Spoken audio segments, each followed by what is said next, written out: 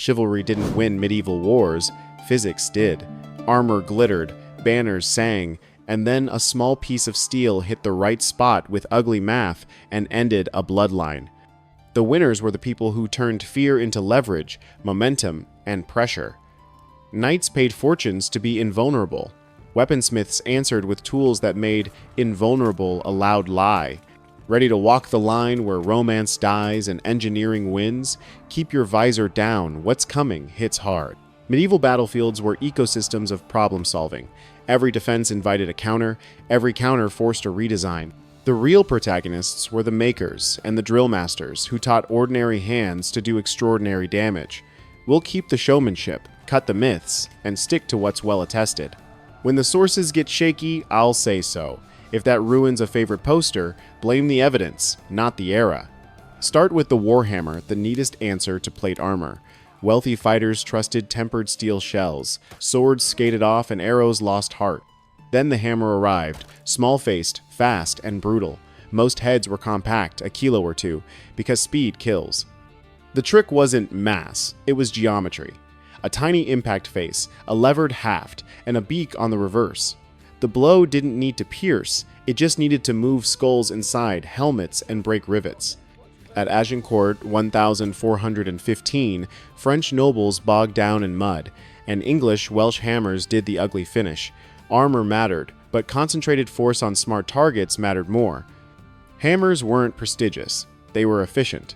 Anyone with a solid stance could learn to deliver decisive angles, making the battlefield feel less like poetry and more like shop class with consequences. But if the hammer was a clean, predictable solution, the next weapon was its chaotic opposite. We now enter the territory of contested history, where art and reality start to fight. If the hammer is arithmetic, the chain flail is chaos and a caveat. The iconic spiked ball on a chain is mostly art. Widespread battlefield use is disputed. Adapted threshing flails, Hussite Bohemia, are real, but the classic morning star on a chain wasn't meta. Still, flexible heads are mean in tight quarters. They slip around shields and punish rigid guards. They also punish bad timing, as novices often hit themselves. Why pick it? When mastered, a chained head gives whip-like acceleration and trick angles that make shield walls flinch. The downsides are self-injury, friendly fire, and slow recoveries. That's why safer poles, not chains, were kings. The flail earns its cameo as a nightmare that forced sergeants to teach timing and restraint. If you like the sound of a chain but also like your cheekbones, there was a smarter way to ruin armor. We now move from a weapon of chaos to one of brutal, organized simplicity, the infantry's answer to the knight. Enter the Godendag, good day in Flemish, which is exactly what it made for, foot soldiers, and a very bad day for cavalry. Think heavy club with a stout spike at the end, details vary. At Courtrai, 1302, the Battle of the Golden Spurs Flemish militias fought on chosen ground, laced with ditches. They used polearms, including Godendags, in dense ranks to stop charges, drag riders down, and break the illusion that a horse equals a win. Chroniclers loved the piles of spurs. What mattered more was doctrine. Hold ground, fix the charge, finish the fall. Did every fighter brace a spike and skewer a warhorse? Sometimes, probably. The point is simpler. Cheap wooden shafts with iron ends multiplied a city's strength for a fraction of nightly cost. Units could be raised, drilled, and armed in weeks, not years. The lesson spread fast. Organized infantry with the right sticks could cancel centuries of mounted prestige. If you think that ends the cavalry era, hold that thought. The arms race simply moved a few meters forward and added hooks. The Godendag was a simple tool, but it belonged to a much larger, more versatile family of weapons. Polearms are the medieval Swiss army category, halberds for chop and hook, poleaxes for armored duels, and the raven's beak, the bec de Corbin, for pure anti-plate malice. Picture a downward curved spike, the beak, a hammer on the other side, and a thrusting spike on top, all on a shaft long enough to keep you alive. The physics is clear. A long lever amplifies your strike. A small point concentrates it. Hit visor slits, elbows, armpits, or simply deform a plate until the person inside stops being a problem. Manuals and surviving heads show how deliberate this was. The beak hooks, the hammer stuns, the top spike finishes a stumble. Infantry learned combination drills: beak to pull, knee to buckle, top spike to thrust. Against horses, the beak drags, the shaft bars. It's not glamorous, it works. And it's exactly why armorers kept thickening plates only to face longer beaks next season. The poleaxe, a close cousin, was the gentleman's problem solver in the lists. But now we must take the opposite design mood and meet the weapon that turned brute force shock into a paycheck.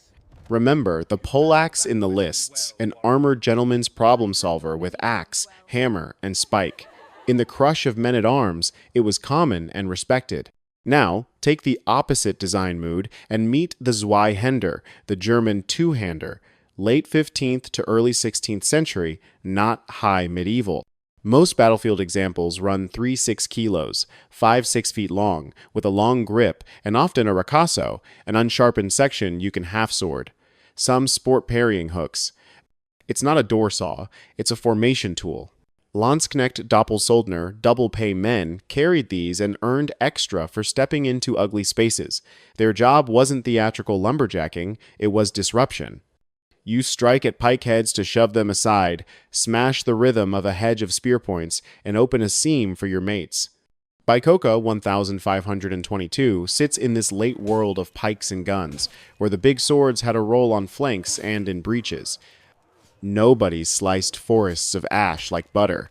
They made people flinch and lines bend, which is how lines break. And because fear pays, the silhouette mattered. A man walking with a 6-foot blade makes troops blink. Parade Zweihänders grew absurd. Battlefield ones stayed practical. Training focused on momentum management, big cuts into guarded recoveries, half-swording for close control. If your favorite image is hero chops 20 pikes, archive it next to dragons.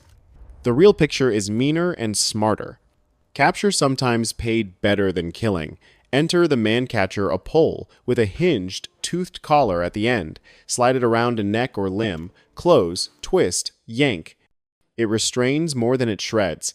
This tool is better documented with city watches and guards than with open field line fighting. But the economics are real. A live noble equals ransom, and ransom funds wars. That's why some helmets get higher collars, and why anyone waving a man-catcher sat high on hit lists. In a melee, teams matter. 1 pins, 2 shield, 3 dogpile the prize. In streets and sieges, the man-catcher is gold. You control someone at a distance without spraying blood. As firearms spread, versions persisted in policing because nothing else replaced the grab from beyond arm's reach niche. It's not common on battlefields. It's crucial in the gray zones between battle and law. From a tool of careful restraint, we now return to pure, uncomplicated brutality. This next weapon is often confused with its flanged cousin, the mace, but it served a slightly different, spikier purpose. Now to the Morning Star, the spiked cousin of the mace. Don't confuse them. The mace has flanges. The Morning Star has spikes. Fix the head to the shaft, no chain, keep weight sensible for repeat blows, and aim for edges. Spikes don't need to pierce full plate to matter. They bite into curves, catch on mail, dent hard enough to transmit shock, and turn glancing hits into anchors for the next strike. Mounted versions tend shorter. Foot versions go longer to carve space. Training still counts. You drill shoulder endurance, hand changes, and the discipline to strike and reset. Medieval art loves the silhouette because fear is part of the payload. Line a few at the front and watch confidence cool. Archaeology shows puncture clusters and depressed fractures consistent with spiked heads. Keep the claim tight. Heavy, simple, effective, especially in cramped fights. The Morning Star was a blunt instrument, but this principle of a multi-purpose head was perfected in the polearm family. Let's return to the raven's beak and its specialized adaptive design. Back to precision cruelty, the bec de Corbin and its family. The raven's beak earns its name every time a visor screams. Italian smiths leaned to long, narrow beaks to challenge fine Milanese plate. French heads sometimes broadened the hammer face. Eastern forms loved extra tines for yanking reins. The shared idea is modular lethality thrust, hook, crush, without swapping tools. If you're counting democratization, this is it. A pole and trained hands embarrasses a fortune on horseback. If distance is the problem, the Middle Ages offered two broad answers: bow-like devices and gravity machines.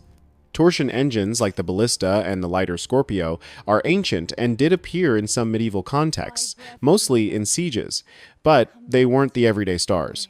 When walls needed cracking, all eyes turned to the trebuchet. Torsion engines like the ballista and Scorpio are ancient and did appear in some medieval contexts, mostly sieges, but they weren't the stars of the later Middle Ages. Arbalests, powerful crossbows, and springolds handled a lot of the precise hurt. When walls needed cracking, all eyes turned to the trebuchet. Keep the torsion romance modest. Rates of fire were careful, crews were specialized, and the real terror was often psychological, the flat bolt you never saw. What torsion did superbly was pick a man and erase him. Good crews could work quickly by preset ranges, but we're not talking modern machine gun speeds. We're talking patient, accurate, morale-splitting shots at officers, gunners, and anyone foolish enough to stand tall on a battlement. Dozens of such shots in a watch can feel like a curse. The fine print is simple. Even when numbers are small, precision rearranges behavior, people duck, and confidence leaks.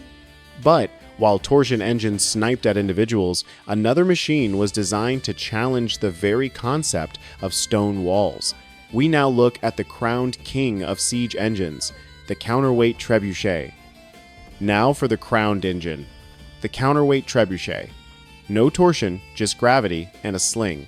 Load a big weight on the short arm, a stone in the sling on the long arm, release the lock, and let physics roar. Ranges of a few hundred meters were plausible with heavy stones. Rate of fire was slow but relentless. Crews became choreographed teams tuning sling length, release pins, and counterweight fills like luthiers tuning a lute made of oak and terror. Trebuchets didn't just batter. They negotiated. The sight of frames rising outside your walls started negotiations. Ammunition was usually stone, but creativity, sometimes sickening, happened. Messages, burning bundles, even carcasses for shock. The famous story of plague bodies hurled at Kaffa 1347 is debated, whether or not it seeded the Black Death. It shows besiegers understood morale as much as masonry. No wall felt eternal once the sling started singing. So let's pull back from the siege lines and look at the patterns. Across all these weapons, from the smallest hammer to the largest engine, one theme repeats: specialization and the importance of drill. Notice the pattern: specialization without fragility. Hammers answer hard shells, beaks answer joints, poles answer horses, big swords answer dense hedges, grabs answer wallets, engines answer distance and stone. Behind each is drill. None of these tools are just swing. Even the simplest club gets better with footwork and team choreography. Knights trained for years, townsmen trained for months in pole drills and made nobility blink. That is the democracy of medieval violence. Skill scaled better than title. Let's clean up a few myths. The classic chain flail is cool and contested. Most warhammers were nimble, not sledgehammers. Zweihanders didn't mow pikes like wheat, they shoved and opened seams. Mancatchers shined in policing, not as mainline battlefield kit. Ballista-style engines weren't machine guns, they were deliberate and situational. Kaffa's catapulted corpses make a great story. The epidemiology is argued. If a claim sounds too cinematic, it probably needs a footnote. Why does this matter? Because accuracy makes the savage parts more impressive. When you see a compact hammer dent, a master-crafted helmet, that's not barbarism, it's craftsmanship beating craftsmanship. When a militia line holds with cheap poles, that's civic discipline, rewriting aristocratic math. When a trebuchet topples an ego carved in stone, that's physics reminding politics who pays the final invoice. Now, picture the field. A charge starts. Stakes and mud slow it. Poles bite. Men fall. Hammers and daggers harvest the gaps. A banner rallies. A second line with long steel disrupts the press. On the wall, a scorpion crew takes a captain's hat off. A counterweight groans. A tower coughs dust. A beak hooks a visor. A knee buckles. A life ends in thuds. None of this is random. It's planned brutality built from solvable problems. This planned brutality never stood still. The entire period was a constant, evolving arms race between the people making the armor and the people making the tools to break it. And it kept changing. Armorers chased every new threat with another ridge or hinge. Smiths answered with narrower points and smarter angles. Cities wrote ordinances to drill militias. Lords hired mercenaries who trained to split pikes. Engineers traded notes about sling knots. The Middle Ages were not a pause between geniuses. They were a workshop that never closed. If you want one takeaway, take this. Medieval war wasn't a costume drama overwhelmed by honor. It was a moving laboratory where ideas lived or died by whether they broke something today. The winners had dirt on their boots and math in their wrists. The losers wrote pretty poems. And when a pretty poem mentions a raven's beak deceiving a knight, believe the beak. If that rewired the way you picture medieval fights, hit subscribe and tap the bell so the next volley doesn't miss you.